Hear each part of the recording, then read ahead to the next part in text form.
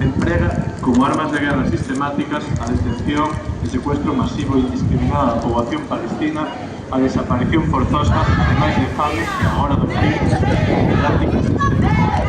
Os informes realizados pola relatora da ONU en defensa dos dereitos humanos, Francesca Albanese, e pola Oficina da Prensa das Persoas Palestinas, constatan o radical agravamento da situación dos presos e presas palestinas nos cárceles israelíes desde o 7 de outubro de 2023, que xa eran moi graves, e denuncian un aumento exponencial no número de persoas presas, pasando de aproximadamente 5.000 antes do 7 de outubro de 2023 a máis do doble, superando os 11.000 despois desa data, moitas detidas sin un aumento das mulleres presas, incluindo embarazadas, que pasou de 30 a máis de 600.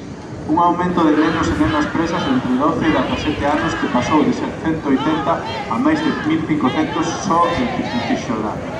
Unha escalada das violacións de dereitos humanos nas cadeas desde 2023, convertendo os cárceres non son instrumentos de tortura, xa o eran, senón en centros de exterminio.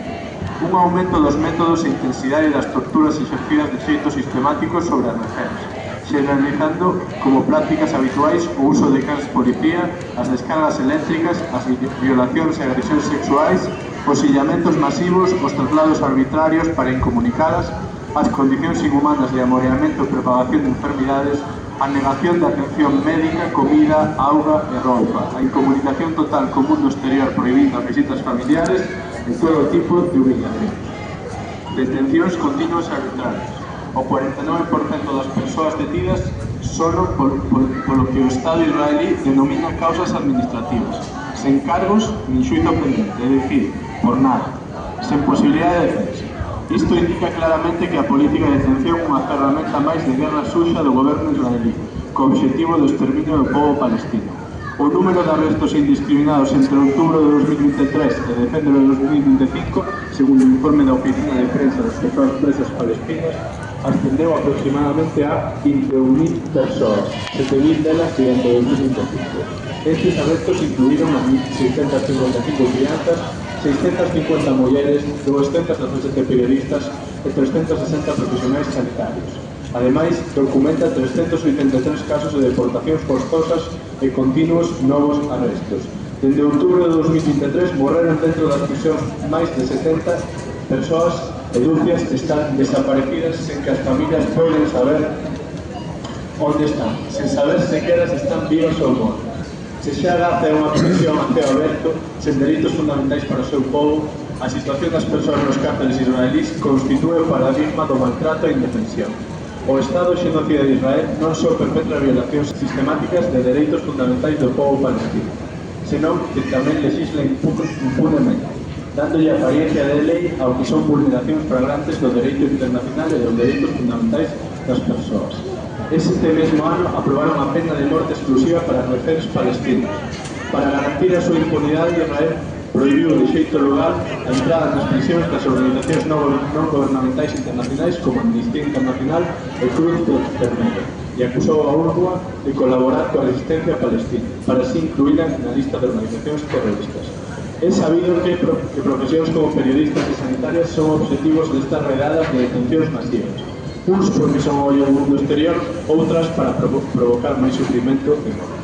Mas tamén as mulleres son un obxectivo en sí, porque elas son a conexión coa vida de Palestina.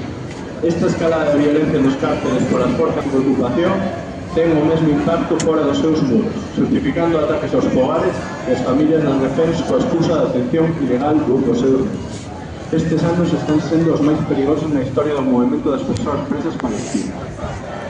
A maquinaria de exterminio israelí actúa con total impunidade, represión masiva e arbitraria do povo palestino, leis que permiten a execución de reféns, ampliación indefinida das detencións administrativas, torturas e violacións dos dereitos humanos, falsificación como combatentes ilegais de xeito aleatorio e indiscriminado, unido á clasificación como terroristas das organizacións internacionais de defensa dos dereitos humanos nos cárceres, convértena nun centro de exterminio dentro dun centro de exterminio que xa era Palestina.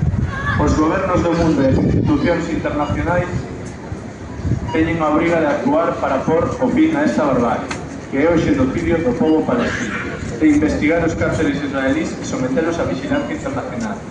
de exixir que se respeten os dereitos humanos nas cadeas, da liberación inmediata das presas de enfermas, das crianzas e das que non están acusadas de nada, e de exixir a derogación inmediata das leis que permitan a pena de morte e as torturas.